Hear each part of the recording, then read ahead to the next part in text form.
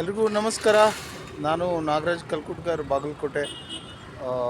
ಇಂದು ನಾನು ಸ್ವಚ್ಛ ವಿಧಾನಸಭೆಯ ಅಭಿಯಾನವನ್ನು ಮತ್ತೆ ಪ್ರಾರಂಭ ಮಾಡ್ತಾ ಇದ್ದೇನೆ.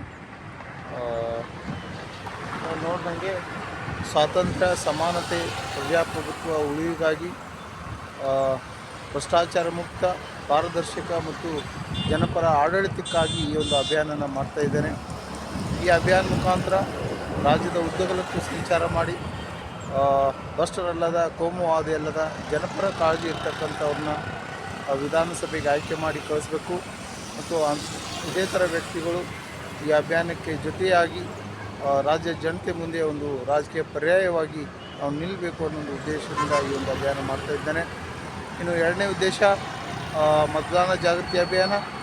ಕರ್ನಾಟಕ ರಾಜ್ಯದ ಜನತೆಯಲ್ಲಿ ನಾವು ಮನವಿ ಮಾಡ್ತಾ ಸಾಕ್ತೇವೆ ಮತ್ತು ಜನಜಾಗೃತಿ ಮಾಡ್ತೇವೆ. ತಮ್ಮ ಅಮೂಲ್ಯವಾದ ಮತವನ್ನು ಹಣ, ಹೆಂಡ ಅಂಥೇಳಿ ಇನ್ನಿತರ ಆಮಿಷಕ್ಕೆ ಮಾರ್ಕೊಳ್ಳದೆ, ಜಾತಿ ಧರ್ಮ ನೋಡದೆ, ಜನಪರ ಕಾಳಜಿ ಇರ್ತಕ್ಕಂಥ ಉತ್ತಮ ವ್ಯಕ್ತಿಗಳನ್ನ ಆಯ್ಕೆ ಮಾಡಿ ವಿಧಾನಸಭೆಗೆ ಕಳಿಸ್ಬೇಕು ಅಂಥೇಳಿ ಈ ಒಂದು ಅಭಿಯಾನ ಮಾಡ್ತಾಯಿದ್ದೇವೆ.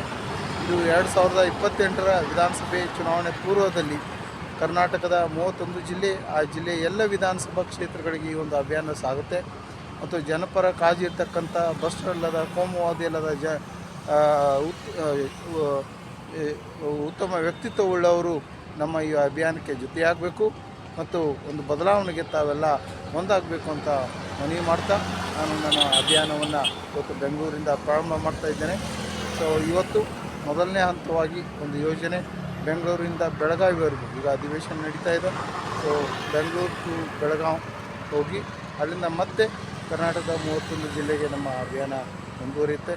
ತಮ್ಮ ಊರು, ತಮ್ಮ ಗ್ರಾಮ, ಪಟ್ಟಣಗಳಿಗೆ ಬಂದಾಗ ತಾವೆಲ್ಲ ಈ ಅಭಿಯಾನವನ್ನು ಬೆಂಬಲಿಸಿ 2028ಕ್ಕೆ ರಾಜ್ಯದಲ್ಲಿ ಒಂದು ರಾಜಕೀಯ ಕ್ರಾಂತಿ, ಒಂದು ಬದಲಾವಣೆಯನ್ನು ರಾಜ್ಯದ ಜನ ತರಬೇಕು ಅಂತೇಳಿ ಮನವಿ ಮಾಡ್ತಾ ನನ್ನ ಅಭಿಯಾನವನ್ನು ಇವತ್ತು ಪ್ರಾರಂಭ ಮಾಡ್ತೇನೆ. ಎಲ್ರಿಗೂ ನಮಸ್ಕಾರ.